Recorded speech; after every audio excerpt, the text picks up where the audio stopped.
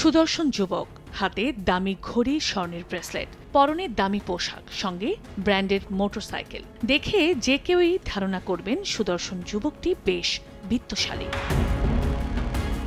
টাকা উপার্জনের মাধ্যম হিসেবে ডাকাতিকেই বেছে নিয়েছেন নড়াইলের লোহাগড়া উপজেলার যুবক তুষার শেখ ওরফে গোল্ড হৃদয়। পরিকল্পনা অনুযায়ী চলতি বছরের ২৬ জানুয়ারি উপজেলার ঘাঘা গ্রামে প্রবাসী বাবলু শেখ এবং এর ৪ দিন পর নোয়াগ্রামে অবসরপ্রাপ্ত সেনা সদস্য আবুল হাসান বিশ্বাসের বাড়িতে ডাকাতি করে তুষার শেখের নেতৃত্বে সংঘবদ্ধ আন্তজেলা ডাকাত দল।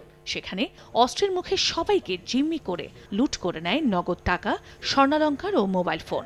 প্রথম ঘটনায় প্রবাসীর স্ত্রী শেফালি বাদী হয়ে লোহাগড়া থানায় মামলা দায়ের করেন, আর দ্বিতীয় ঘটনায় ভুক্তভোগী পরিবার দস্যুতার অভিযোগ দিয়ে মামলা করেন। আমার বাড়ি থেকে ঘর করার জন্য আমার স্বামী টাকা পাঠাইছে, সেই টাকাগুলো আসমার লোকজন নিয়ে ডাকাতি করে নিয়ে গেছে। আলমারি কেবল খুলতে গেছে, আমার মেয়ে ওই লাইট বন্ধ করে দিয়েছে, ডাইনিং রুমের থেকে আস্তে আস্তে ২-৩ পাও ফেলায় ও দৌড় মারছে। দৌড় মেরে আর এক বাড়ি যখন গেছে যায় ডাকাত বলছে, তখন ওরা ওইগুলো নিয়ে পলাই যায়। আমার দেওয়া ভিত্তিতে আমরা নগরাম হাসান বিশ্বাসের বাড়ি এবং গাগা শেফালি বেগমের বাড়ি আমরা দুটা কাজ করছি।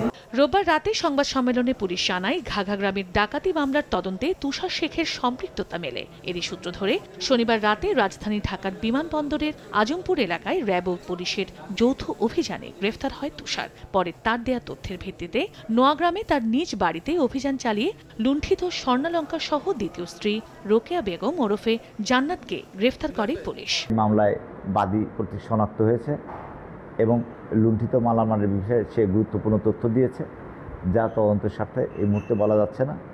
তাকে নিয়ে বিভিন্ন স্থানে অভিযান চলমান রয়েছে। তুষারের বিরুদ্ধে বিভিন্ন থানায় চুরি, ডাকাতি, ছিনতাইয়ের ১২টির বেশি মামলা রয়েছে। শুধু লোহাগড়া থানাতেই রয়েছে ৭টি। সময় সংবাদ, নড়াইল।